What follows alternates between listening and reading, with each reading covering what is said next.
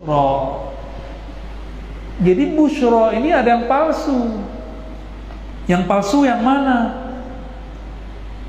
Mukasyafah hissiyah.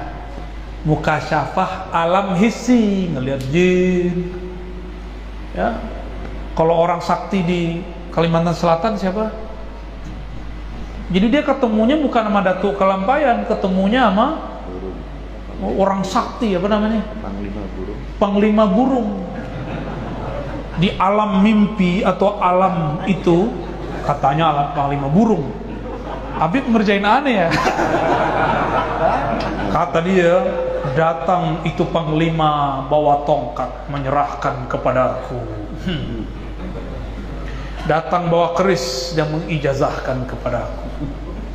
Ini di semua daerah sama, beda nama panglima aja. Ada yang ngelihat Prabu Siliwangi datang, ada yang ngelihat ya, bawa sama persis.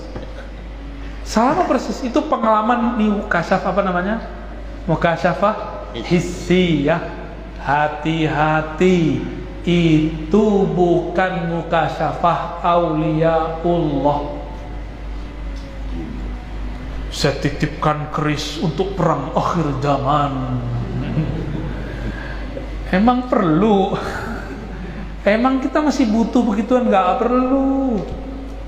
Nggak perlu kita begituan. Pedang dia untuk zaman dia. Kecuali Rasulullah bawa tongkat dalam mimpi. Saya serahkan tongkat kepada engkau. Wah, itu di dalamnya ada senjata tuh. Ya. Hantu belau datang menyerahkan. Apa yang serahin?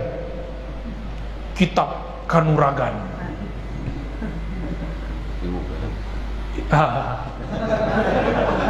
Ilmunya Paman Birin itu. Ilmu felet.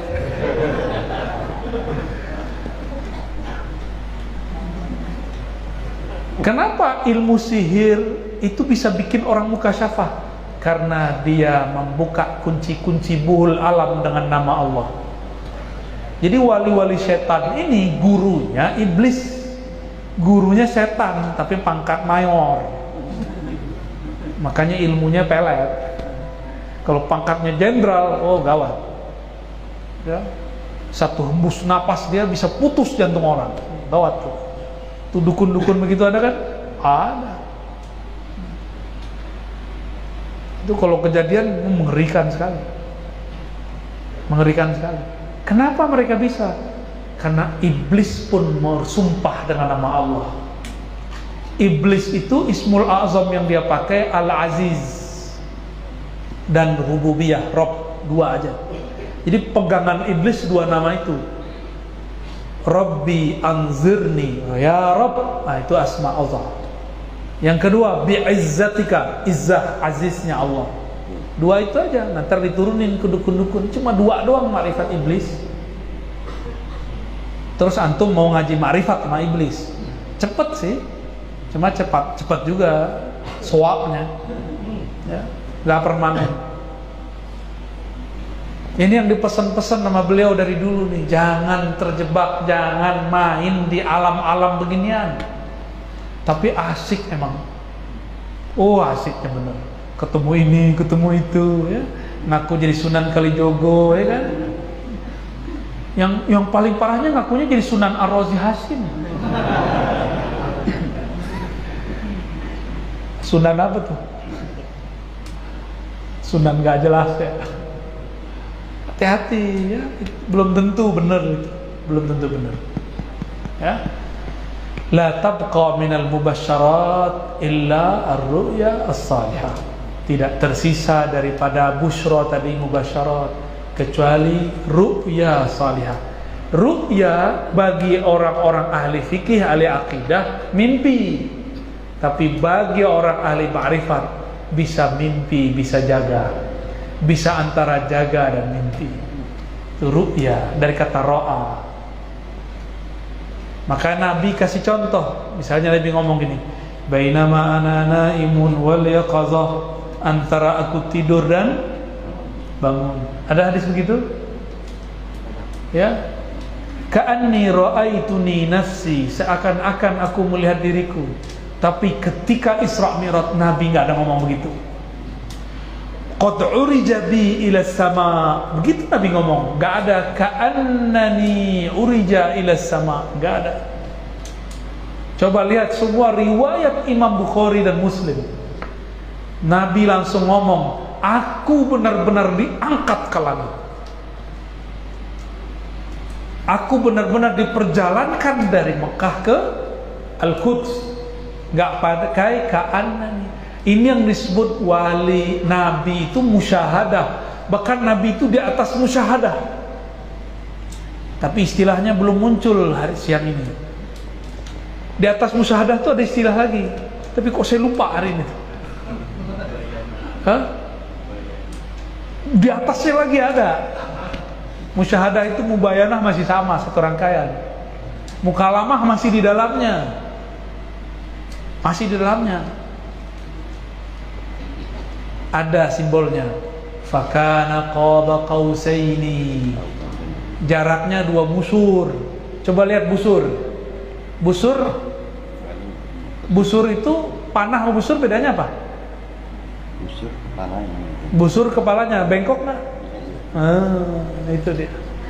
Kira-kira 2 busur. Apa yang lurus? Yang lurus namanya apa? Anak panah. Yang untuk nembaknya itu apa namanya? Jarak hijab Allah Ahad dengan Ahmad Muhammad. Ahad Ahmad, Nabi Muhammad naik hijabnya 2 busur. Pertama busur Ahadiyah, kedua busur Ahmadiyah. Pakai atau adna, lebih dekat lagi. Tidak ada lagi busur Ahmadi, tidak ada lagi busur Ahadi. Yang ada hanya anani, hanya dia, hanya aku, kata Allah. Tuh, jadi keluarkan istilahnya. Ya. Itu adna yang dulu Syekhul Akbar Ibn Arabi mengunci istilah itu. Kata beliau, ini dirahasiakan Allah. Kenapa Allah bilang adna? Lebih dekat berarti tidak ada lagi hijab. Kalau nggak ada lagi hijab, tidak ada Ahmad, tidak ada Muhammad, yang ada cuma Ahad. Bahkan istilah Ahad pun belum ada, yang ada hanya ana. Tidak ada juga ana, yang adanya alif. Tidak hanya alif, yang ada hanya titik. Selesai. Shadaqallahul azim. Udah selesai itu pesannya Abah Guru itu. Itu yang ditahan-tahan beliau dari dulu tuh. Belum dapat izin. Di tahun 2000-an bahas itu. Maka beliau baru buka Sir Ahmad, masih ingat? Ya. Huwa Ahmad, ya. A apa, ha apa, mim apa, dal apa. Sama pasukannya Paman Birin dibacain ke saya. Mana nih orangnya? Paman Bandi mana? Kita panggil Paman juga deh sekarang. Bandi. Thariqat Naqsyabandi. Jadi sebelum dia datang, saya nanya, ya Allah, makomnya Abah Guru Zaini apa? Tiba-tiba datang ke tempat majelis kita, nanya. Yang saya lihat bukan muka dia, muka Abah Guru. Itu ka'annani ra'aituhu, seakan-akan, hanya seakan-akan. Baca, dengerin MP3. Ini dulu Abah Guru baca ini nih, maksudnya apa? Lah, ternyata ngasih tahu. Ar-Razi, ini makom saya, itu maksud beliau. Makom hijab Ahmadi. Harus ada hijab kita dengan Allah. Kalau nggak ada hijab, nggak ada kita, Pak. Nggak ada kita. Jadi hijab itu mesti ada. Maka sedekat-dekat Rasul dengan Allah, hijabnya masih ada 2 busur. Ya, ya, masih ada hijab 2. Jadi antum jangan gaya-gayaan mau nyatu-nyatu sama Allah. mau manunggaling sama Allah, tunggu dulu. Itu nggak sopan aja begitu. Makanya jika ada dulu wali bahas manunggaling, pasti kena sidak sama wali di sana. Langsung diseret ke pengadilan. Di sana juga ada pengadilannya, jangan dikira di sini doang ada pengadilan. Di sana pengadilannya membahasakan makrifat di luar kaedahnya. Secara ilmu makrifat gak ada masalah, tapi berbenturan dengan syariat kena dia. Inilah kenapa Al-Imam Al-Hallaj dihakimi. Kenapa Syekh Siti Jenar dihakimi. Secara makrifat gak ada masalah, berbenturan sama syariat, itu aja. Orang nanti salah paham. Ya, kalau di sini tidak ada Abdullah Hamid Abulung Al-Fatihah. Ya.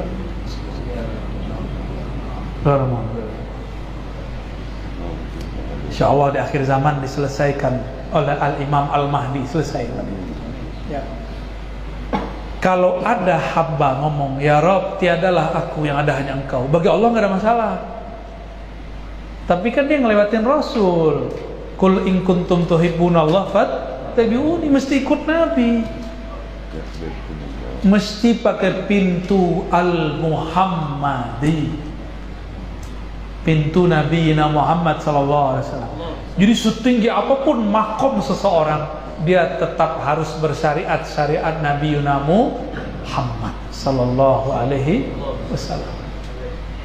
Pintunya pintu itu Al-Muhammadi, nggak boleh nggak.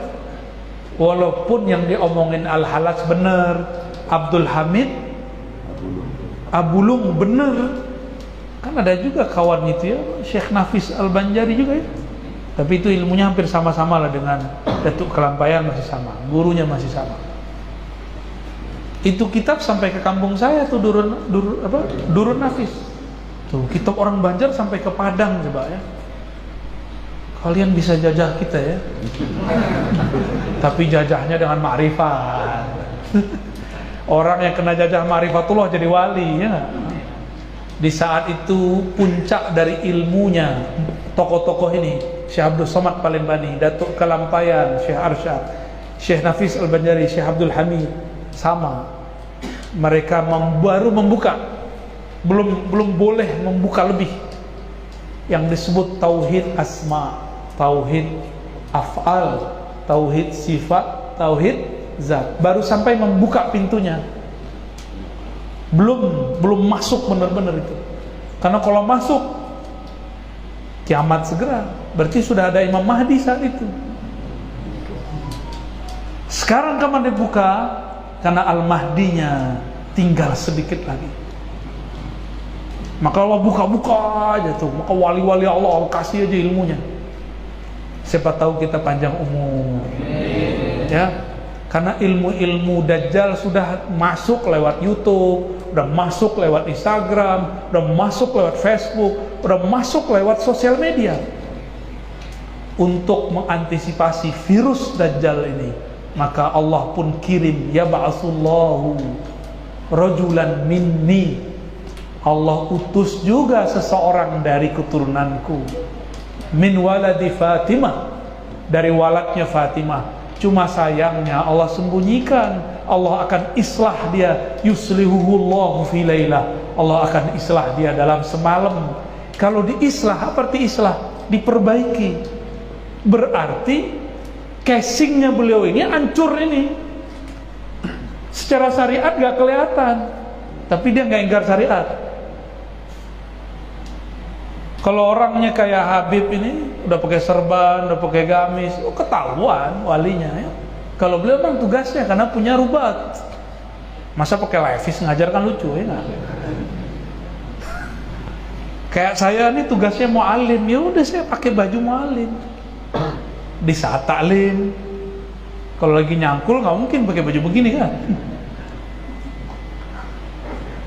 Ini wali Allah yang megang rahasia-rahasia ini.